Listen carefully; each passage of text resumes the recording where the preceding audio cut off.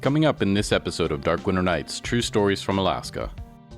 This boy has not said a word in 1 year, one entire year, because 1 year ago he witnessed his father commit suicide, and he hasn't talked since. We've been to psychologists, therapists, we've done everything, and we came together to see this beautiful land, but really to support this little boy whose name is George. He's 10 years old. And we're encouraging him, we're giving him love, and we're praying for him that he comes out. We thought maybe a trip to the wilderness would pull him out.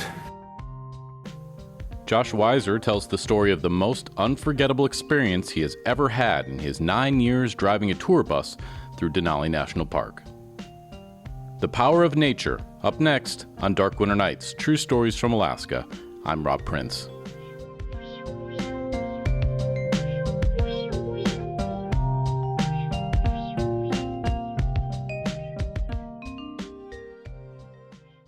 If you have listened to a lot of stories from Dark Winter Nights, you might have noticed that we do talk a lot about how nature can kill you up here in Alaska. What we don't always talk about is how nature can heal you up here in Alaska as well. And so that's what we're going to do today. In June of 2004, Josh Weiser led a tour through Denali that he will never forget.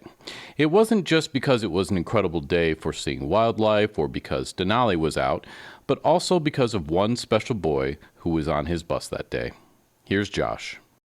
Between 2000 and 2009, I was a tour guide. My job was to drive 53 people on the Denali Road for about 8 hours. Now that's 53 people a day times 5, usually 5 tours a week. So that's about 265 passengers. Multiply that by 4, we got 1,065 passengers. A 3-month season, that's 3,100. And 9 seasons, that's 28,600 people that I've had the opportunity to influence in a positive or negative way, but I've done my best. You know, after every tour, I would consider, you know, what human story took place on that trip that is going to last forever, and alas, it's hard to find it. After a while, all the faces blur. People begin to speak the same. They dress the same. They walk the same. They ask the same questions. And my God, how do I refresh myself? I got to inspire people every day. And so I would say a prayer that inspiration would come. And on June 7th, 2004, an incredible encounter took place on Tundra Wildlife Tour 24, one that I will never forget. Well, here we are. Now, all 53 people, you are all on my bus. That's incredible. I don't know how you smashed in there. People sitting on laps, whatever. And so I'm going to introduce myself, as I always would do before every tour. Dwenta, how is your inner spirit today? Sagujra Joshua, my Indian name is Deget, which means get out of here. Very flattering, but I've got so many names, I don't have time to explain each one. All right, so I just picked you up at the Princess Hotel, and now ladies and gentlemen, we're going to be entering the park road. And this 6 million acre park, it's an incredible park that you're going to see. And I remember the words of Charles Sheldon, who is considered a naturalist and the father of the park, who says, when the weight of the world tries to rub you into the ground, go to the wilderness for healing. Let the power of nature soothe your spirit and give you peace. All right, so now we're moving along. Then I say, first of all, I want to remind you that this 6 million acre park is not the San Diego Zoo. I cannot guarantee that you're going to see all the animals or any of the animals you want. You all want to see a Dall sheep, a moose, a grizzly bear, caribou, maybe a wolf. You want to see the mountain? I can't guarantee that. So now we're cruising along on the road, and somehow these people have earned good things, because there is a bull moose, 1,600, 1,800 pounder, incredible wreck. Wow. We stop, and it's on the left side. The whole bus leans over. People are fighting. They're trying to get their pictures. The whole bus is leaning. I'm in terror. Calm down. It's a riot to get that picture. Incredible shot. We are seeing what's called a grand slam. We are seeing all the key animals: moose, caribou, Dall sheep, grizzly bear, wolves, the mountain. I know it's going to come out when we get to it. It's absolutely incredible. And so we're driving along, and my God, there it is. There's the bear. It's a sow with 2 cubs right off the side of the road. Holy cow, this is incredible. I ooze up slightly. I said, please be quiet. Please be quiet. Please, we're easing up slowly. Now, all this time, I've been looking in the rearview mirror and watching at my audience. I always look at my audience, you know. I'm looking at you. I'm trying to see if anything is getting through. And I'm noticing 2/3 of the audience seem to be paying special attention to a boy in the middle of the bus who is a blank stare. No emotion, no feeling, just staring. But they're telling him, you know, do the ooh, ooh, you know, that's good. You know, did you see that moose? Isn't that incredible? And oh, wow, we got a bear here. Look at the bear, look at the bear. Trying to encourage him to respond, but he's just comatose. 2/3 of the bus seem to be directing great, caring, loving energy toward this boy. The other third of the bus toward me, they're all dressed in yellow, and these are RV tourists.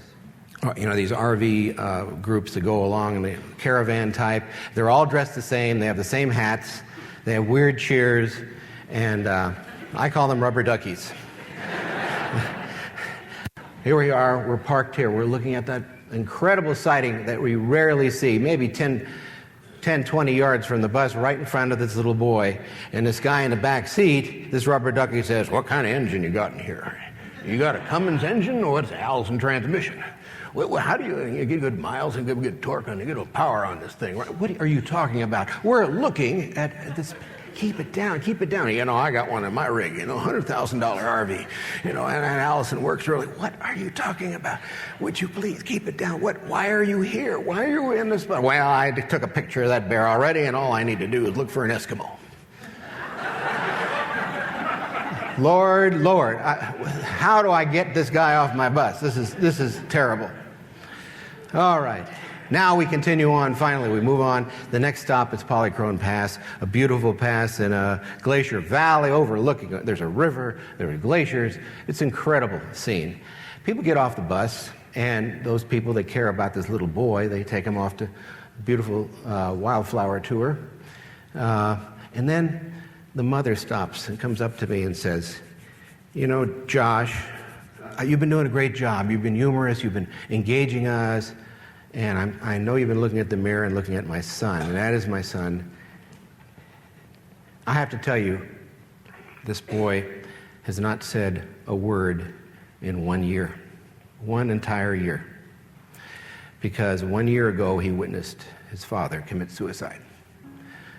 He shot himself right in front of him, and he hasn't talked since. We've been to psychologists, therapists, we've done everything. And this 2/3 of us, we're a church group, we're prayer people, and we came together to see this beautiful land, but really to support this little boy whose name is George. He's 10 years old. And we're encouraging him, we're giving him love, and we're praying for him that he comes out. And we thought maybe a trip to the wilderness would pull him out. So keep on doing what you're doing. Maybe we'll have some luck. Keep on doing what you're doing.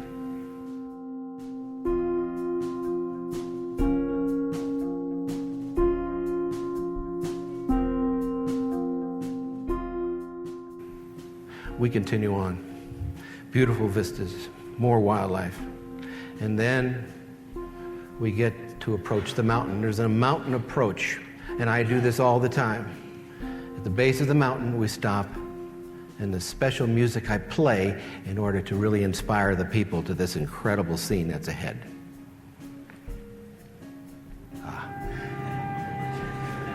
All right, we're moving up. We're hanging on. Okay. We're looking around, we're seeing beautiful vistas, but I'm timing. The timing has got to be right, you know, because there's a dip there, and if I'm too slow, I'll miss the crescendo. If I'm too fast, it won't work. Come on, hang on. Come on, you can do it. And oh my God, there's a whole flock of ptarmigans. Do I run them over? Look at the marmots on the road. Get out of the way, please. All right, come on. I'm speeding up. Oh, I'm a little behind. I got to gun it. Come on. Easy now. I'm almost there. I'm almost there. Okay, there it is, the top of the ridge. I can make it. I can do it. Come on, horsepower. Come on, Cummins engine. Come on, come on. And there. There it is. The mountain is there in all splendor. Oh, it's an orgasmic experience. And people are clapping just in the bus. That's exactly what they did. There it is. Your dream, you come. Your pilgrimage has been met. There is Denali. We get off the bus. I gravitate toward George. I say, George, isn't that incredible? Look at that beautiful mountain. And he's just... I do some pantomime for him. Boo. Boo. Right in front of George.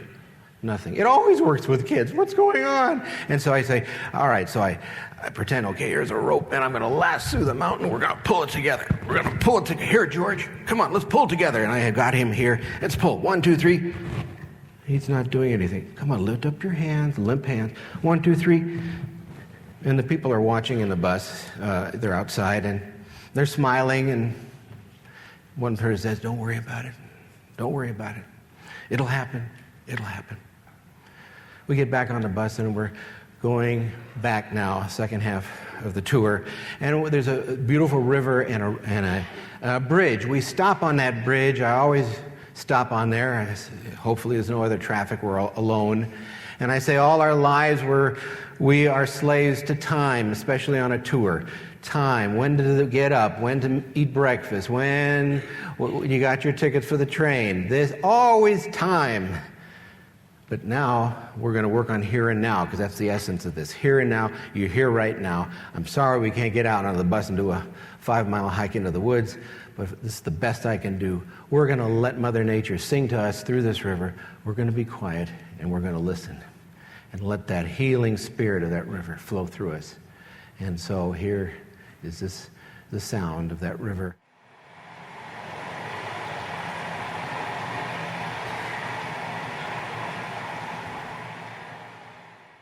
And people are usually, please stay longer, please, I don't want to go back to the hotel. And we continue on our journey. The next stop, an hour and a half away, is Teklenika.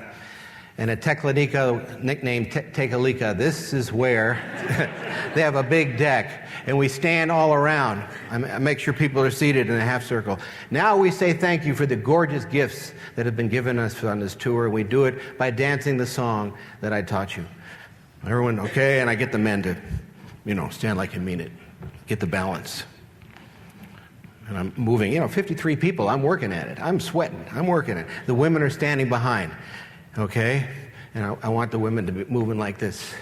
And in the old days, I've seen pictures of hair spinning around as they really get into the song. Okay, and I go one round singing the song to them. One, nete he ho ho he ho ho he ha hey. All right, and I say, okay, that's pretty good. All right, and sometimes I pick on somebody who looks totally spaz, and I move it around. I notice every time I do that, the sewer truck is always there pumping out sewage. But he stops when I'm there, because I'm the only one that does this. And other drivers come with their buses. Oh my God, Josh is there. It's going to ruin my day. Sorry, although I do encourage others to do this. All right, to join in with the dance.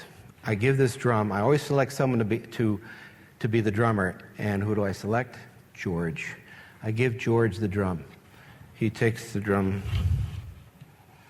and his head is down. Take the drum, George. Take the drum. And holding my hand on his, I try to give him a beat. All eyes are on George, especially the group that's been with George all this time. But he's just, come on, we can do it. We can do it. We can do it. And we sing the drum, and he starts, and I start singing, one, one, nete he, nete he. And he's just, come on, it's all right, we can do it. Take your time. One, one, nete he, then something happens. I don't see it, but one of the others in the audience, his lips are moving. And he gets the rhythm. One, one, and he starts mouthing the words. People are singing. And he starts hitting the drum, and then he starts pounding the drum. Everyone is dancing, and they are dancing for George. He is hitting the drum, and finally he just smashes it. And he is right there. He is just, words are coming out. And the whole group comes around. The whole bus, they are coming around. They are all around us. They are praying for him. They are saying so happy for him, but that something is happening. Something is coming out. And George gets up. And the first thing he says is, "I'm thirsty." We get back onto the bus. And by the way, I didn't mention that all the animals that we saw, they were coming to this dance too, and they were crying too. They were watching the whole thing. We go back, and we get back to the hotel, and we leave the bus, and he is talking on the way. He's talking about what's this and what's that, and the mother is just tears. Everyone's got tears. He's talking. He hasn't talked for a whole year. And he's asking every question that he's trying to catch up. 1 year of silence. And then half hour back to the hotel. They leave, they get out of the bus. They're the last to get out. I say to George, I'm so proud of you. This belongs to you. It's for you. And as an afterthought, you know what he's doing now? He's training to be a talk show host on a radio station in Cincinnati. Thank you.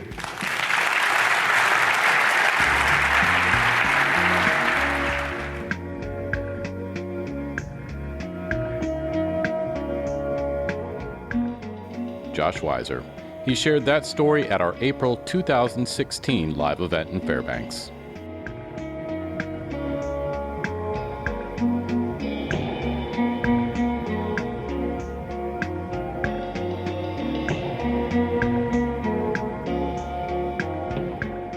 Thanks for listening to this edition of Dark Winter Nights, True Stories from Alaska, the Power of Nature episode. Today's episode was edited by myself, Rob Prince. Story consultation by Lori Neufeld. Have you heard the news that the next Dark Winter Nights live event will be November 19th at 7 p.m.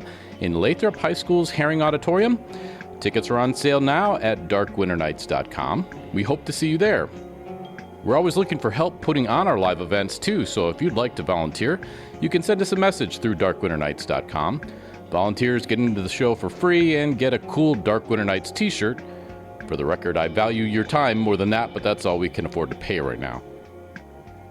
Remember, these are the stories we tell up here in Alaska on Dark Winter Nights. I'm Rob Prince. Not only that, but these are also the stories we tell here on KUAC. And it takes a lot of people, time, and resources to bring them to you. If you'd like to pitch in to help keep these amazing true stories from Alaska coming, then here are the folks to tell you about making your gift right now.